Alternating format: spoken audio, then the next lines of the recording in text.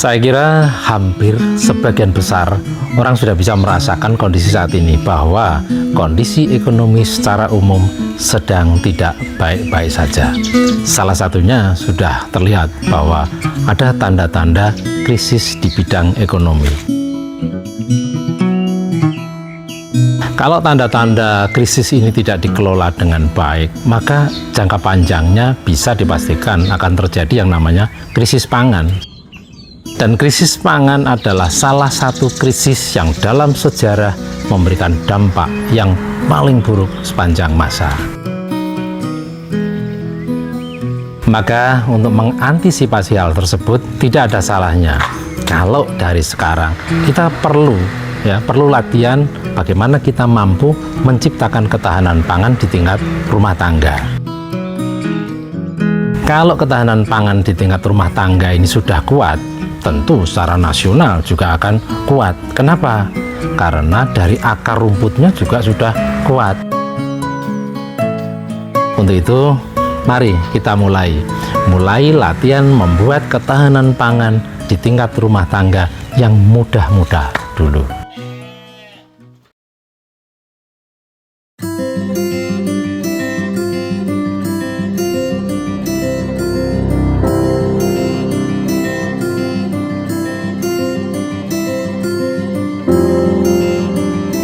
Assalamualaikum warahmatullahi wabarakatuh.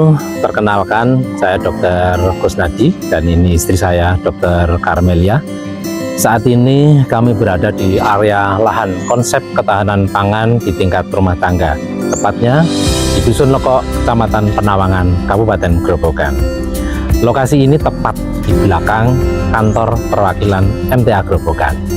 Hari ini saya akan berbagi pengalaman bagaimana kita bisa mengelola lahan di sekitar rumah kita untuk kita kelola agar bisa memenuhi kebutuhan pangan kita sehari-hari, atau yang biasa orang sebut menciptakan ketahanan pangan di tingkat rumah tangga. Hanya saja untuk menciptakan ketahanan pangan di tingkat rumah tangga ini tentu butuh yang namanya perencanaan yang baik.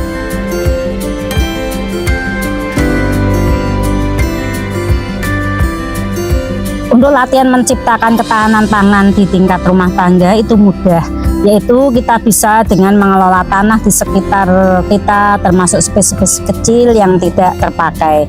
Bisa mulai dari yang mudah dulu, yaitu dengan menanam sayuran di pot-pot atau di tanah secara langsung. Kalau tanah masih cukup, kita bisa menanam beberapa buah-buahan seperti pepaya, jambu, pisang, jeruk, dan lain-lain. Sehingga untuk kebutuhan sayur dan buah kita tidak mengeluarkan uang untuk beli. Kalau ada kemampuan lebih, bisa juga kita penuhi protein hewani itu juga dari kebun. Dengan cara apa?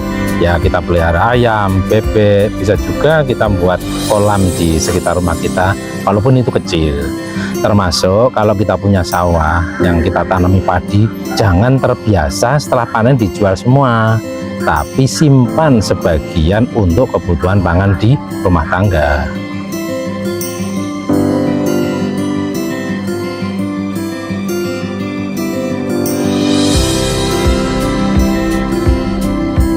Sebenarnya keluarga saya latihan menciptakan ketahanan pangan tingkat rumah tangga itu sejak pandemi COVID-19. Kebutuhan pangan dalam rumah tangga hampir semuanya dipenuhi dari hasil tani dan ternak sendiri. Maka di sekitar rumah kami itu ada berbagai tanaman sayur dan berbagai tanaman buah. Ada juga ternak ayam, bebek, domba, kolam ikan, dan lain-lain. Termasuk hasil padi yang di sawah biasanya tidak dijual. Dan alhamdulillah untuk kebutuhan pupuk dan pestisida kita tidak beli, tapi dengan cara memanfaatkan limbah rumah tangga dan limbah dari kebun, sehingga hasil panen kami yang ada aman untuk kesehatan.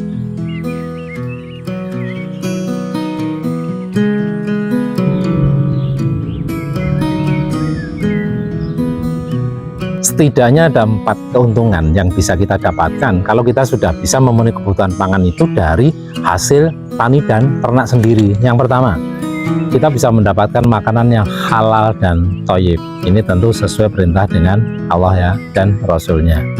Zaman sekarang itu susah ya kita mencari hasil pertanian kok bebas residu kimia itu ya.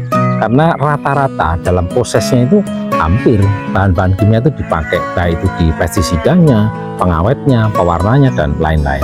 Keuntungan yang kedua, tentu kita bisa menghemat keuangan karena tidak perlu belanja untuk kebutuhan sayur, buah, beras, dan lain-lain. Yang ketiga, jika seandainya benar-benar terjadi krisis pangan, kita sudah siap. Karena apa? Kita sudah punya lumbung pangan yang bisa kita pakai untuk bertahan. Kemudian yang keempat, kita bisa memberikan hasil tani atau ternak kita untuk tetangga, saudara. Kenapa?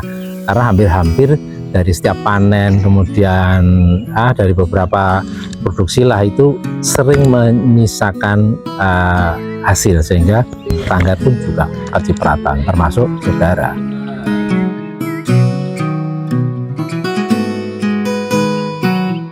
Saya menghimbau khususnya untuk ibu-ibu, mari kita latihan menjadi ibu rumah tangga yang kreatif dan inovatif. Salah satunya dengan latihan menciptakan ketahanan pangan di tingkat rumah tangga dengan cara memulai dari yang mudah dulu, yaitu untuk selanjutnya bisa ditingkatkan lebih besar lagi sesuai kemampuan masing-masing.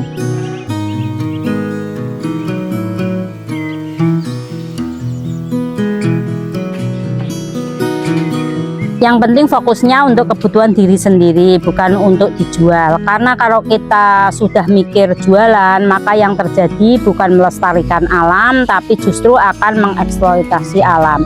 Kecuali kalau memang panenan kita sisa, ya bolehlah kita jual.